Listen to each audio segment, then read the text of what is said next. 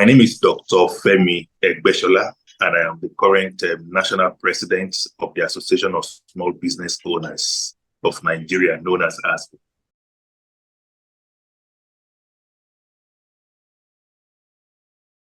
Well, it's been the toughest time in the history of our sector.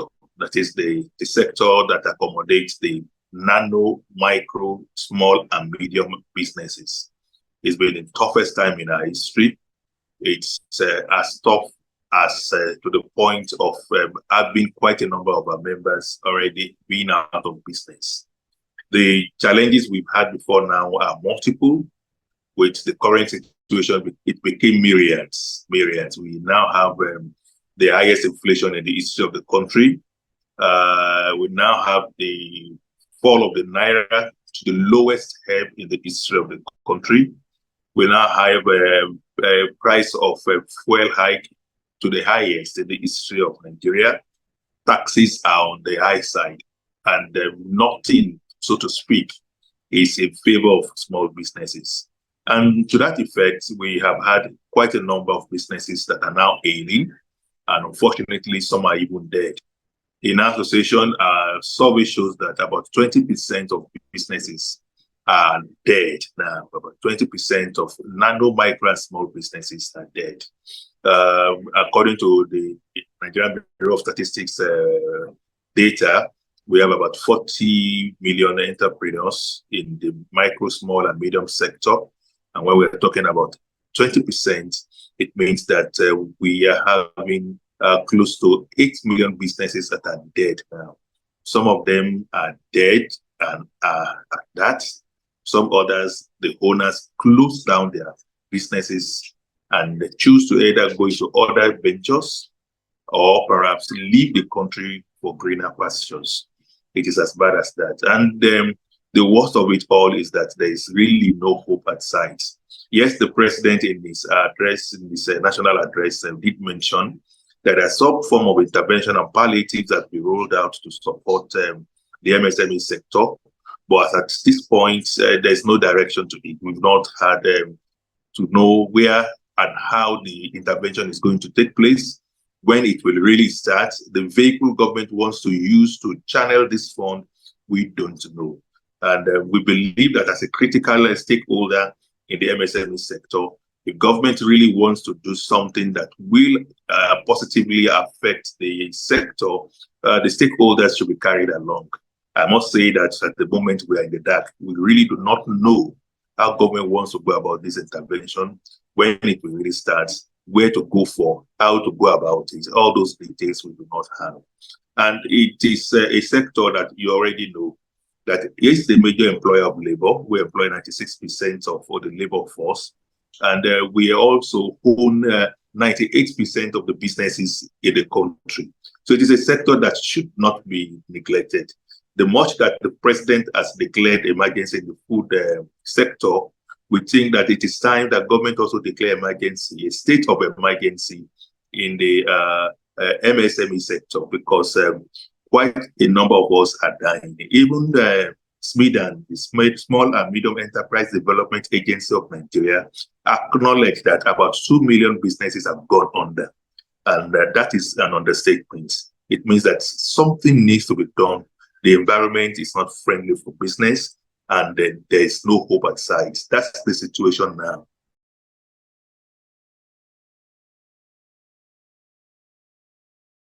Our association covers the nano, micro, and small businesses. Nano is considered to be businesses that are popularly known as one-man business, whereby the person does his business perhaps without employing anybody. And if he has to employ, maybe he employs just one person. That's described as nano. Most often than not, this kind of businesses operate with a working capital of 1 million naira or less. So if a business is between 10 naira to like 1 million, it's considered as nano. While micro are those who employ less than 10 employees. So if you have an employee of between 1 and 9, you belong to the micro sector, and it is expected that the turnout or turnover of your working capital is from 10 million and below. While the small business sector is described as those that employ less than 50 persons, that is from 1% to 49 persons.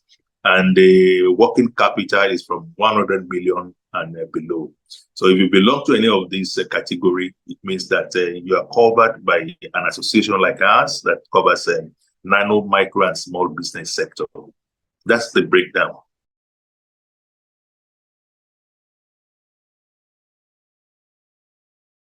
If we want to begin to mention one after the other the challenges facing MSMEs in Nigeria, when I mean MSMEs, I mean micro, small, and medium enterprises. It's so much that we will not leave here. But let me just dwell on a few ones for the sake of time.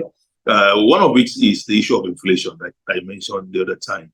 At the moment, the inflation rate is about 22, 23%. And what that means is that the purchasing power of the consumers is being eroded. A consumer that would ordinarily buy 10 pieces of a particular product before will now end up buying like 6 pieces.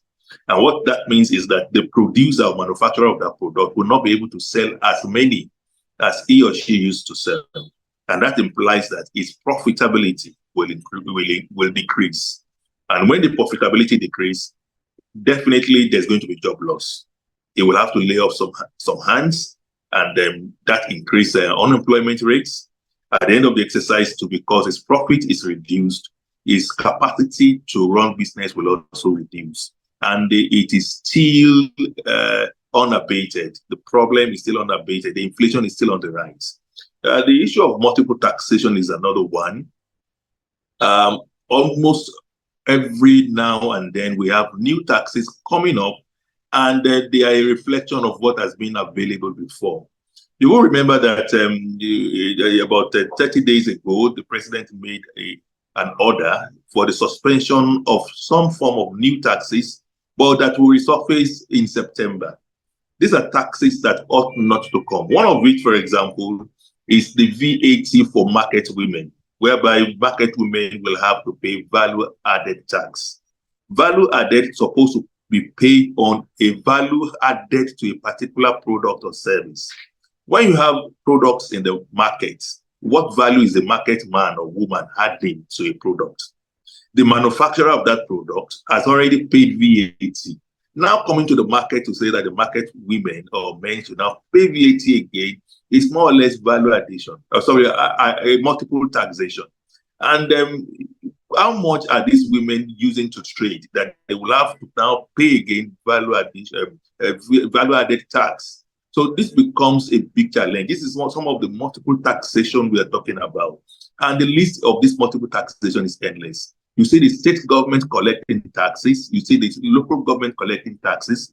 It will shock you to know that for a truck moving on the road now, you have to pay as much as over 100 different taxes for different documents. You see them carrying documents as many as over 120, 110 different documents before they can move on the road. That cannot be done in a sane climate, and that is killing business. Talking about electricity, 95% of micro and small businesses depend on electricity to run their business. And now this electricity is being powered most of the time by generators that use fuel. When fuel price goes up, it means that our cost of production also go up. And when cost of production goes up, it is passed to the consumer at the end of the exercise, meaning that the product of those goods or service will become increased and most importantly become beyond the reach of the consumers, because the income of the consumer is not increasing as the way the product's prices are increasing. So the disposable income of the consumer is reduced, the price of the commodity is increasing, and it means that the consumer will now have to make a choice on what to buy. And what the consumers are concentrating on now are food and groceries. No longer is the days where they buy other as necessities. They concentrate on food and groceries. And that implies that other companies, other manufacturers, other businesses that are not directly related to food and groceries are eventually going to go down. And that's exactly what is happening at the moment, because the price of fueling or generating electricity for them through generator is extremely high and beyond the reach of an average MSME. We are hoping that government will do something about it. In our own opinion, we would have expected government to have rolled out palliative before removal of subsidy, so that by the time the subsidy is removed, the effect on particularly micro and small businesses will not be as hard as it is now. And that will have reduced perhaps the debts of some of these MSMEs that we have experienced now. Another issue that comes to fore is Forex. And today, what we had is that Naira is going towards $1,000 to the dollar. Which business will you do with that? You cannot even project. When Naira is stable, you can project and say that in the next 3 months, in the next 6 months, this is the projection of your company. This is the kind of market you are going to reach. This is the kind of sales you are going to record. But in a country whereby you cannot even predict what the Forex will be the next day, it becomes impossible for you to plan. It becomes impossible for you to project. And when that happens, investors are not interested in investing in Nigerian businesses. And that's what we are experiencing now. Many of the inputs we use in our manufacturing businesses are being sought from overseas and with Forex. Forex is not available. If you go to the banks, you can't get it. You only go to the black market, and the black market decide to put their price on whatever rate they would feel at any point in time. Nobody does good business with that. And that is also in a way discouraging exports. Because ordinarily, non-oil exports should be the order of the day now. That is where the new oil is, which will be getting funds from exports. But it is also almost impossible also to get funds from exports, because before you can export, you have to import some inputs that you are going to use for your manufacturing. When you don't have foreign to bring in the raw materials that you are going to use for the manufacturing, how do you now begin to export? So it's multifaceted, and it is drowning us. We are dying. The MSME sector is dying. I wonder what will happen by the end of this year if this situation remains unabated. We want a situation whereby government will have certain form of collaboration and partnership with the stakeholders in the MSME sector, so that we can present firsthand our challenges to the government, and they can provide solutions in partnership with us. Governments cannot understand us as much as we understand ourselves. We are the ones that wear the shoes, we know where it pinches. The only way government can support us if they come down to a level, collaborate with us through a partnership, a dialogue and discussion, come out with feasible solution. For example, the issue of the intervention fund that is promised by the president that I mentioned the other time. If government decides to send out this funding through their normal channel, it may not have the needed effect, the needed positive effect, because past government have been doing this and the effect has been almost insignificant, because most times this fund ends up in the hand of political business owners, not real business owners. How do you identify real business owners? It is through credible, approved, and accredited business membership associations. So when government want to do funding, want to send out palliatives, and they don't collaborate with these stakeholders, it will be difficult for them to identify who really are the business owners that are supposed to benefit directly from this program. But beyond that, funding should be a situation whereby it has to be monitored and evaluated. If you don't go through the stakeholders, how do you monitor the fund? One thing is to place funds in the hands of people. Another thing is for that fund to be used for its intended purpose. Are you so sure that the fund at the end of the exercise will not be diverted into some other things? And for those that are not even diverted, how do you monitor that it is being guided, mentored to the point of achieving its set goals? You can only do this if you have a multi-stakeholder partnership with the stakeholders who are the business membership organization. All of these are not in place now as we speak in this funding program. And it means also that it may not really have the right effects. Then again, talking about the statistics of the funding. The funding is such that about 100,000 MSMEs will benefit from the funding. 100,000 MSMEs. In Nigeria today, we have about 40 million MSMEs. So when you impact 100,000 MSMEs amongst the 40 million MSMEs, what percentage do you call that? That is 0.00001, so to speak. And that will have almost insignificant effect. But then it's still a good start. Doing something is better than doing nothing. We appreciate that the government want to at least start from somewhere.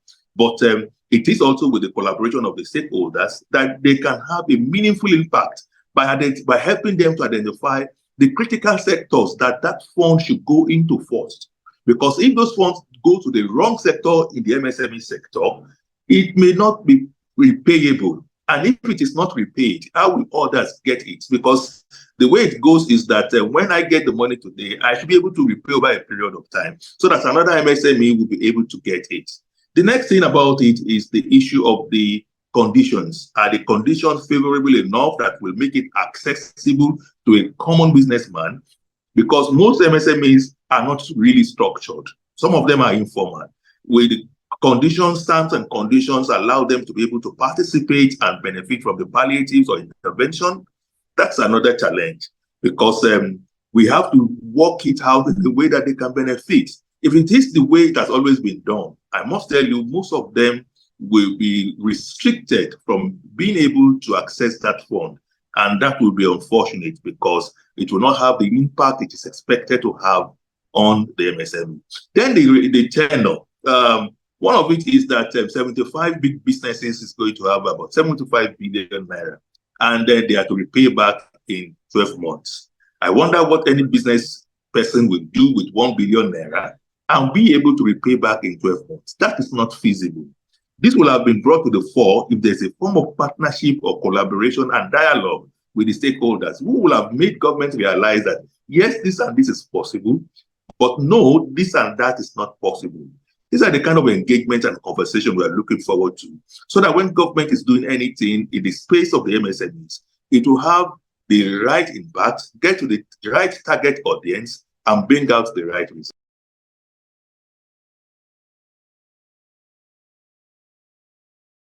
If one is sick and you have an uncle giving him money to buy drugs, those money will still go down the drain because the sickness has not been addressed. What really the MSME needs is not funding. What we need is the right business environment, a friendly, conducive business environment that will ease doing business. That is what really we need. Because if those issues are not resolved and we continue to have funding, those funding will keep going down the drain, because the problems, the issue that is governing those funds is still there. If inflation is still there, if the hike in prices of raw material, of the petrol and the rest is still there, if I have even 20 million today, it's a matter of time, it will vaporize because those issues are there. So what we really need government to do for us this time is to find ways to improve the business environment. One of which is the issue of taxes. We want government to tackle the issue of taxes and harmonize taxes. Taxes should be harmonized in such a way that you pay just 2-3 forms of taxes and it covers everything. Not that the local government will come, the state government will come, the federal government will come, different other agencies in different forms will come. Even the banks now are taking taxes. If you go through your transaction at the banks, you see taxes paid on your phone, maintenance fee tax, service charge tax, and the rest that is also remitted back to government. These are killing businesses. So government needs to look at how to regulate policies that will ensure that ease of business is guaranteed and the business environment is right.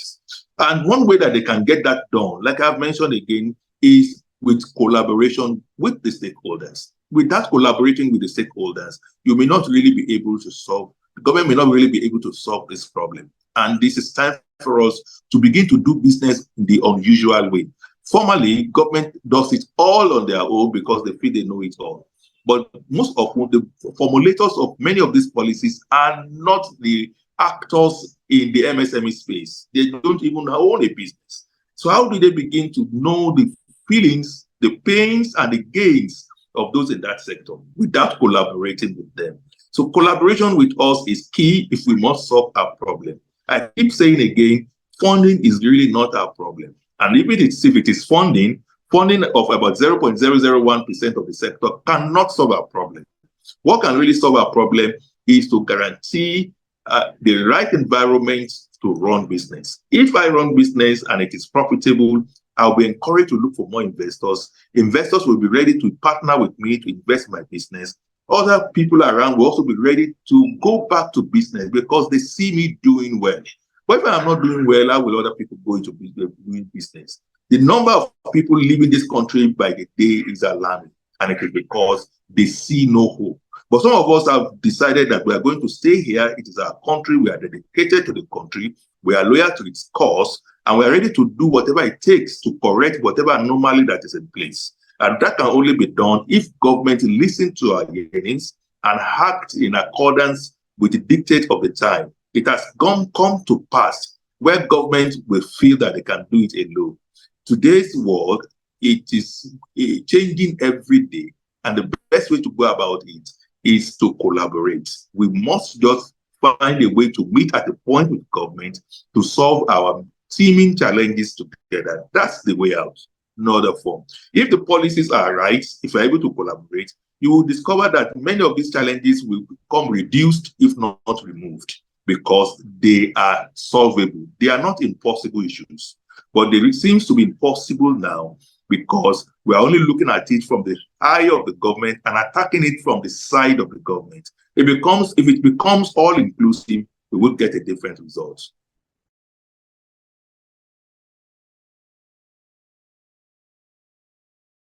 Well, it still boils down to the same thing. Companies that are hailing who will not be able to file returns, because filing returns too goes with a cost. And then, for example, the number we have on our table now is that about 100,000 businesses are to be delisted. Who tells you that those 100,000 businesses are even in existence? Has there been a survey to even find out if those businesses are still in existence? So quite a number of those businesses that are not filing return is because many of them are dead. Another reason is because many of them are either underperforming or not performing at all. And how would it be easy for them to come and file returns? Another issue is about awareness. Many of those who are even doing well are not even aware that they need to file returns. For example, in our association, these are some of the things we keep ringing to their ears, that this must be done and that must be done. One of which is the need of filing returns. We're having our members filing returns now because of the awareness we have done. But then how many of the MSMEs are in our association? We have millions out there that do not even belong to any association at all. And they are not aware that there's need to file returns. And that's why some of us keep saying that there's real need now for government and stakeholders in the MSME sector to partner. For example, if government makes it a policy issue that if you are in business, you must belong to certain approved, accredited association. What that means is that government will be able to have the data where everybody doing business and will be able to use that data for planning. They will also be able to create certain information and awareness and orientation through those associations. The way we are orientating our members now, those who are not in any form of association will not receive that kind of awareness. But if it is a policy statement that every business owner must belong to an association, then it means that everybody will receive this sensitization and awareness, and it will increase the number of those filing returns. Another way to it is to make it a law that has certain punitive measures if you fail to do so. Yes, if you fail to do so.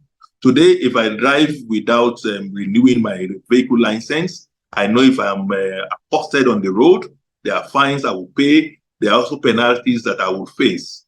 Such is not there in the show of these filing returns. So government too needs to also make sure that there are some punitive measures that will discourage people from not wanting to file returns. And that is for those who are aware and refuse to file returns. But ordinarily, if I'm in business and I'm aware that there are certain funding I must do, certain payments I must do, certain taxes I must pay, and my business is running fine, every chances is there that I will always naturally want to pay. Then from our association, one thing we are doing at the moment is that we have also begun the resensitization of those who have not, who have just come into business and still not yet aware. We are doing that awareness again and again. We are also thinking that government should begin to survey those that are not paying. What really is the reason for not paying? It should not be just that you are not paying, we will delist you. It should also be that government will find out why are they not paying. That can only be done through a study, a research, and with data. Government will be able to have that information so that they'll be able to tackle that problem. If we have identified that this sector is the engine of growth of the economy, if anything is wrong with that sector, we must be able to identify the problem and find a way to address it. Without identifying that problem, it means that that problem would persist. Meaning that in the next 2-3 years, we'll have another 50 or 100,000 businesses that you will delist. For how long will you continue to delist businesses? I think that is anti-progress. My final thought is on one side to the entrepreneurs, business owners, that even in the midst of challenges, there are always opportunities. Most economies evolve out of turmoils, out of big challenges like this. So I am thinking that it's time for MSMEs to also wake up to the reality of the day. Rather than seeing just the challenges, they should begin to see opportunities in the challenges. They should begin to see how they can become more creative, more innovative about their ways of doing business, how they can add value to what they do and take the opportunity. As our Naira is sliding down, it also means that if we can begin to add more value to what we do, it can become exportable, and that will attract more consumers, more markets, because everybody is now interested in buying products or services from Nigeria because it's very cheap because of the Forex rates. So it's an opportunity. It's a time that business owners need not fold up, but see how they can grow, take advantage of the opportunity. It's also an opportunity for newcomers, startups, to see how they can scale up this time, taking advantage of the environment we have now, because there are a lot of opportunities even in the midst of the challenges we have now. So for us, it's a period to scale up, and we are looking at various means of scaling up.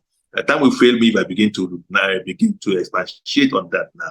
Then on the government side, I think it's also time to see that if we have done this over time and it has not really impacted, that means there's something wrong somewhere. It means that it is time to change our ways of doing things. So it's time for government to change their ways of doing things. We're happy that we have a new government in place and it's putting up a new economic team. We hope that the economic team will listen to the yearnings of the people, will also engage with stakeholders and come out with different ways of doing things so that we can have a different result.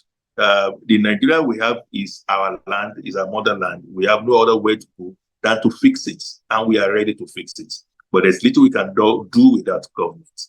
Government should come to the level of the MSMEs. If possible, declare a state of emergency in that sector so that we can look at the challenges, find solutions to it, and grow that sector.